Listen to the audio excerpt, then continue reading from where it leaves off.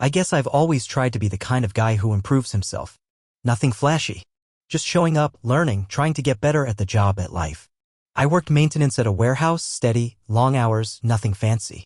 I took night classes sometimes, watched tutorials on YouTube, read up on stuff I didn't understand. Tried to be useful. Reliable. The kind of man you could count on. And for a while, I thought that was enough. I lived with my girlfriend, Tasha. She was a photographer. Freelanced mostly weddings, portraits, sometimes artsy stuff she'd post online. Our apartment was small but filled with her prints and equipment. Light reflectors, camera bags, half-finished projects. She had that creative energy, always talking about vision and aesthetic. I didn't get most of it, but I supported her. Showed up to her exhibits, complimented her work, made sure she had coffee in the morning before her shoots. We weren't perfect, but who is? We had our routines. Sunday morning pancakes, late-night editing sessions where I'd sit beside her while she picked through hundreds of photos. We talked about getting a dog. Maybe moving to a bigger place. Maybe getting married if things kept going well. Then came the weekend that ended it all. She told me on a Thursday evening, right after dinner, that she had a gig out in the country. A 2 or 3 day thing, she said. Just a group of girls doing a creative shoot. Should be fun. I said, want me to come? I could take a day off, make it a little trip. She smiled, kind of tight, and said, no, it's all girls. We're sharing a room, it'd be awkward. Plus I need to focus. We'll barely be doing anything but shooting and editing. I nodded. I trusted her. That's what you're supposed to do, right? But something in my chest tightened up when she walked out the door the next morning. A weird tingle like static electricity running up my ribs. I sat in the kitchen longer than usual, staring at her empty coffee mug. Something felt off. It didn't make sense. But it also didn't go away. I made up my mind that afternoon. Told my manager I wasn't feeling well. Drove home, packed an overnight bag. I knew where she said she'd be, somewhere near the old bridge out past Norwood. I'd seen the location tag in her phone once, and we had that Find My app set up on each other's phones just for safety or whatever. I drove slow. Not because I didn't want to get there, but because I wasn't sure what I'd do if I did. Maybe I was just being paranoid. Maybe I was about to humiliate myself. But I kept driving. By the time I pulled into the gravel parking lot behind the hotel, the sky was starting to turn pink. I didn't go inside. Just parked a few rows back, turned off the engine, and waited. For an hour, I sat there, telling myself I was being stupid. That she was probably inside with her camera and her friends, planning poses and lighting. I almost left. But then she came out. And she wasn't alone. There was a guy with her. Young, scruffy beard, backwards cap. He had his arm around her waist like it had been there all day. She leaned into him. Smiled like she hadn't smiled in months. They looked like a couple, like the kind of couple that has inside jokes and warm mornings and shared playlists. Then he leaned down, kissed her neck, and she laughed. I watched her mouth open wide like she used to when we first got together. I sat frozen. Felt like I'd swallowed a nail. They got into a car, his, I guess, and before they even backed out, they were kissing again. No shame. No hesitation. Just like I didn't exist. I didn't follow. I didn't want to see more. I drove home in silence. The whole apartment looked different when I walked in. Her coat on the hook. Her shoes by the door. The mug I'd washed that morning. All of it felt like a joke I didn't get. I pulled out a suitcase and started packing her things. Clothes, shoes, chargers, all of it. I didn't cry. Just moved like I was clocking in for another shift. Then I sat on the couch and waited. She got back Sunday night, around 7. I heard the key turn and her footsteps hit the floor like nothing had happened. Like she was coming home from a weekend of hard work and shared laughs with some girlfriends. I was sitting on the edge of the couch, lights on, her suitcase by the door. She looked at it, confused. Then at me. Hey, she said slowly. What's going on? I didn't stand up. Just said, I know everything. Her face went still. I followed you, I said. I saw you. At the hotel. With him. She opened her mouth like she was going to start lying anyway. Some half-baked story about a client or a misunderstanding, or maybe that it just happened and didn't mean anything. I didn't let her. I stood up, picked up the suitcase, walked it to the door. You don't have to say anything, I said. She started crying then, the way people do when they know they've been caught. Hands to her mouth, voice shaking, body trying to fold in on itself. But I didn't feel bad for her. I opened the door. You need to go, I said. She stepped forward like she was going to hug me. I backed up. No, I said. Not after that. She stood there a minute, blinking through her tears. Then she picked up the suitcase, looked at me like maybe I'd changed my mind. I didn't. I shut the door behind her. Hard. Then I stood there, both hands on the doorknob, forehead pressed to the wood, and just breathed. I didn't sleep that night. Just sat up, staring at the ceiling, thinking about every lie she'd told. Every time she smiled while hiding something. Every time she said she loved me while that guy was probably already in the picture. Next morning, I went to work like nothing happened. Didn't tell anyone. Just showed up, turned wrenches, checked pressure gauges, changed filters. Normal stuff. But inside I was hollow. Like someone had gutted me and left everything still walking around. Evenings were the worst. No one to cook for. No one to talk to. Just me and the sound of the fridge humming too loud in the kitchen. She texted me 3 times that week. First was, "Can we talk?" Then, "I'm sorry." Then, "You don't understand, it's not what you think." I didn't reply. A few days later she tried calling. I let it ring. Then I blocked the number. Didn't need to hear her voice. I started packing the rest of her stuff in boxes. Found old love notes she'd written me. A dried-up rose from our 2nd anniversary. A movie ticket stub from the first time we held hands in public. I threw them all in the trash. It wasn't anger anymore. It was just silence. Heavy, full silence. The kind that settles deep in your chest and doesn't go away when the sun comes up. I didn't fall apart the way I thought I would. You hear stories about guys getting cheated on, and it's all smashing plates, crying in the shower, drunk voicemails. But for me, it was quiet. Almost too quiet. I went to work. I came home. I made dinner, ate half, tossed the rest. Slept 5 hours a night, maybe. But something stayed stuck in my chest. Like a fist pressing down, slow and steady. Then one night, I opened her old laptop. I don't know why. Habit, maybe? Just sat down, lifted the lid, and there it was, logged into everything. Email, cloud storage, photo backups. I clicked through the folders.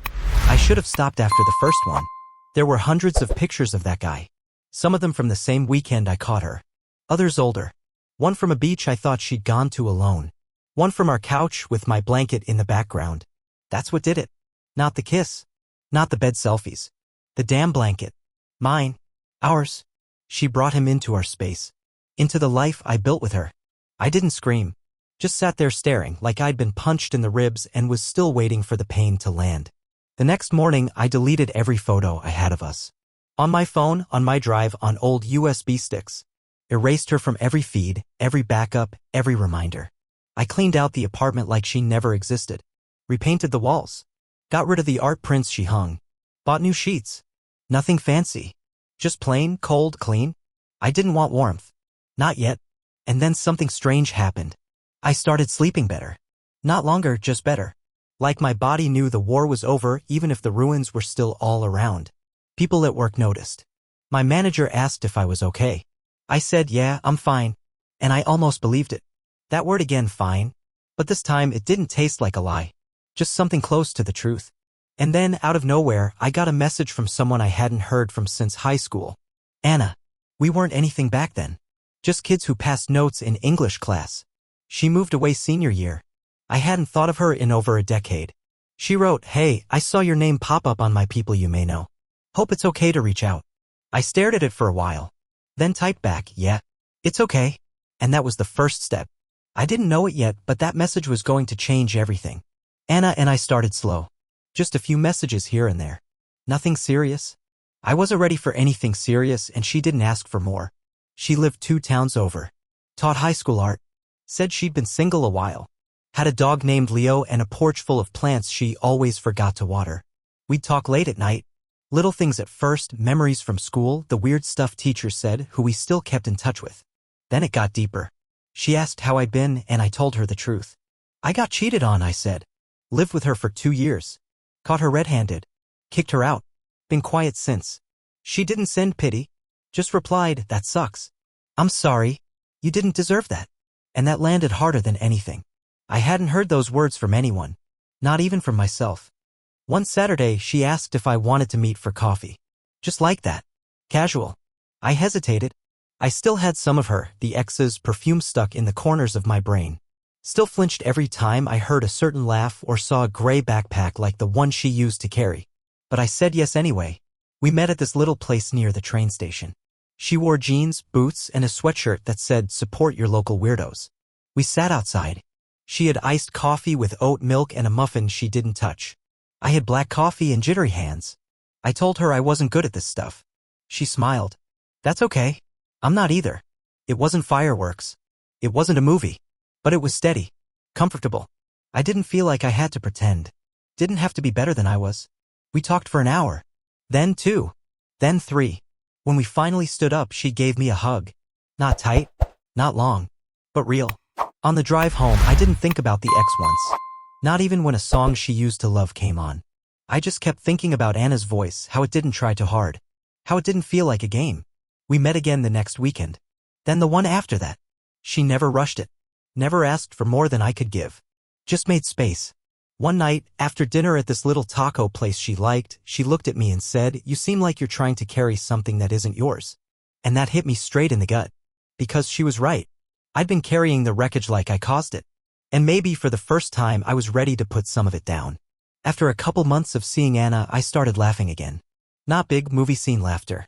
Just small stuff. Like when her dog barked at its own reflection, or when she spilled coffee on her jeans and called it a sacrifice to the caffeine gods. It caught me off guard, honestly.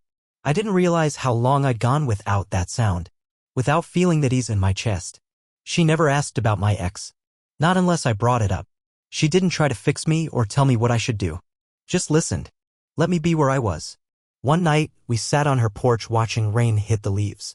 She handed me a blanket, poured us both a drink, and said, "You don't owe anyone your past.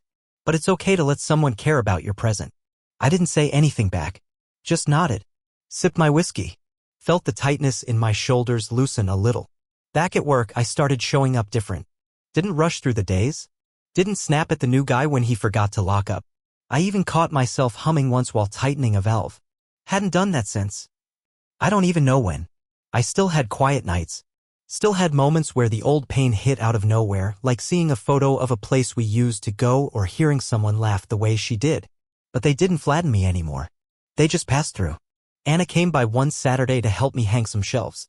We ordered pizza, drank cheap wine, and ended up slow dancing in the kitchen to a song we both liked but couldn't name. I didn't think about what came next. Just let the moment be enough. That's what she gave me. Space to just be, without fixing, without pushing. The ex? She tried reaching out again around Christmas. Left a voicemail. Said she missed me. Said she made a mistake. Said she thought about me every day. I deleted it without listening to the whole thing. It wasn't bitterness. It was peace. That chapter was over. She had her choices. I had mine. And for the first time in a long time, I was making mine for me. January rolled in cold and quiet. I spent New Year's Eve with Anna, just the two of us. No party. No noise. We watched an old movie, fell asleep on the couch with her dog curled up at our feet. When the fireworks went off outside at midnight, we barely noticed. I didn't make any resolutions. Just told myself I'd keep showing up. That felt like enough. One night, a few weeks later, Anna and I were sitting in my truck outside her place. It was late. We'd been out to dinner, nothing fancy. She turned to me and said, "You know, you never talk about what you want. Not what you lost. Not what hurt. What you want." I sat with that. What did I want? Not the past. Not to go back. Not even revenge or closure or some perfect Instagram story about moving on. I said, "I want to feel steady again. Like I'm not walking on a wire every day." She nodded. Didn't say anything wise or profound. Just reached over, held my hand. And I realized that was part of it too. I wanted that. Quiet support. No fireworks, no drama. Just someone who stayed. A month later, I introduced her to a few of my work buddies. We went out to this little bar on the East End. Sat at a booth, drank cheap beer, told dumb stories about old jobs and broken tools. She fit in easy. Didn't try to impress. Just laughed when it was time to laugh, asked good questions, didn't make it weird. Later, one of the guys said, "She seems solid, man. Different from the last one." I just nodded. Because she was. We didn't move in together. Didn't rush anything. Just kept building whatever this was, brick by quiet brick. And maybe that's what made it work. It wasn't some big comeback. No dramatic rise from the ashes. Just a slow rebuild. I still kept to myself a lot. Still had nights where I'd wake up with my jaw clenched or dreams that ended in silence. But I had fewer of them. And they didn't ruin me anymore. One morning, I opened my closet and realized none of her stuff was in there anymore. Not Anna's, the ex's. No perfume. No earrings. No old hoodie shoved in the back. And I didn't even know when it had all gone. That was the moment I knew I'd moved on. Not because I forced it. Not because I found someone else. But because I stopped carrying someone who dropped me. A year after everything, I found myself in a place I never thought I'd get back to. Content. Not loud joy. Not movie ending stuff. Just steady, simple peace. The apartment looked different. Felt different. There were photos of Anna and me on the fridge, ones she took with an old film camera. There was a coffee maker I actually liked, a shelf with books I'd never thought I'd read, and a beat-up armchair we picked up from a thrift store because it felt like a hug. Her words, not mine. We started talking about taking a trip. Somewhere small. A cabin maybe. Just trees and quiet. She said, I think we'd be good at getting lost together. And that line stuck. Because I think we were. The ex never reached out again. Not after that voicemail. She disappeared like smoke. And honestly, I stopped wondering where she went or what she was doing. That whole part of my life was just a scar, now healed, faint, but still there. A reminder. Sometimes I'd catch myself thinking about who I used to be. The guy who packed her things without crying. Who drove 2 hours on a hunch because something in his chest wouldn't shut up.